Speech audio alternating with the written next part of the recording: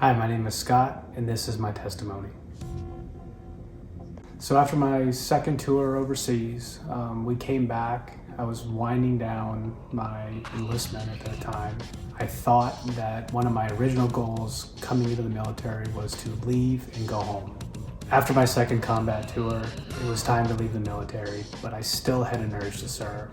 So I kept on with my goals and got onto a local police department. After about a year or two, I finally made it to my ultimate goal of being on the SWAT team as a full-time member. I felt like I was the highest of my class. When they pinned on our badges to us, it was the top of the podium for me. There was nothing else I wanted to do in my career or in my goals with my life. So I had reached the top. So after some time, the weights of my past life in the military started to catch up with me, and I was feeling the emotional, physical strain. I didn't know what was wrong with me, but there was something different. My family could see the difference, and my wife came to me and said, "You need to ask for help." Finally getting a chance to see the doctor, I was put on some medication that was supposed to help me to continue on with my job and my career. So I went to my lieutenant on the police department and informed him of my medication, that I would need to be moved to day shift to make sure that I didn't fall asleep or anything wouldn't happen. For him to get approval to move me off of nights onto days, he had to go to the chief and move forward from there. And that's when I found out that everything was going to change. And then what happened? At that point in time, my lieutenant came out to our house and asked for my badge and gun. He told me that he had talked it over with the chief, who talked to the town council, and because of my disabilities or my injuries back in the military, they would have to remove me from the police department and lay me off. Immediately? Immediately. That sucks. It was the farthest fall I possibly could have made. So during the transition, we found ourselves having to move from the state that we were comfortable in, start all over again.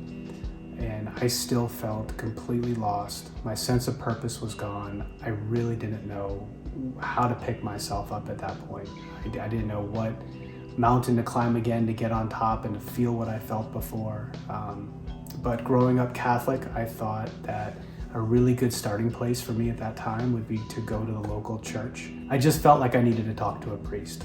I had kept everything pretty much locked up from anyone close to me other than those that were overseas with me.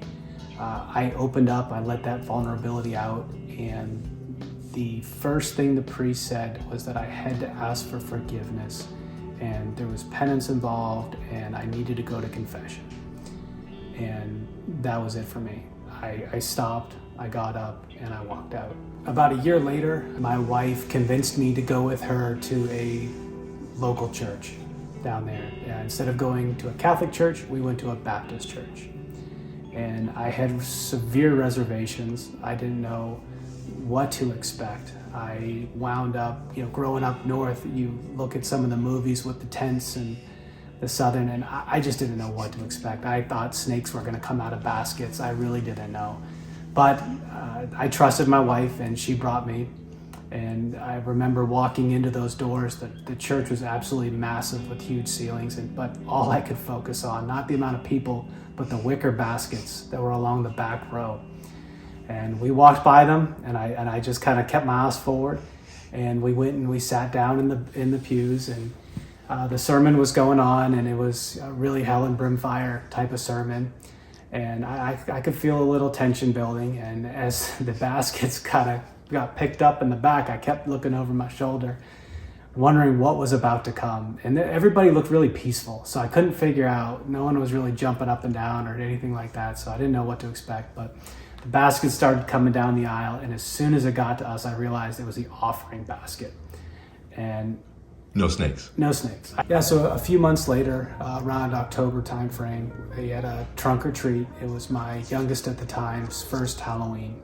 So we went as a family and went into the gymnasium where they were given a sermon to the children to celebrate Halloween. Everybody was kind of sitting there. I recall lots of kids, there's many kids, and this was really geared towards them. But I was sitting there, and listening to the pastor, and he pulls out a rag and he just starts to wipe the pumpkin, cleaning off the dirt and the mud. And then he's given his sermon and he's talking, and then he goes ahead and cuts off the top, pulls off the top, and you see all the kind of the seeds coming out. And then he gets out the scooper and he just starts just hauling off and pulling out all the seeds in this pumpkin and just dumping them and smashing them on the table. I think at that moment, thinking back, at the time, the message that the priest gave me was more works and more asking for forgiveness, and that this couldn't be done alone. I had to step forward. Whereas now, God scooping the sin out, all I had to do was open up my heart and allow it to happen. And that made all the difference, and it actually made all the sense in the world. What advice would you give to men who is dealing with guilt and just had a lot of burden? You need to open up your heart and just let God scoop out the seeds of sin.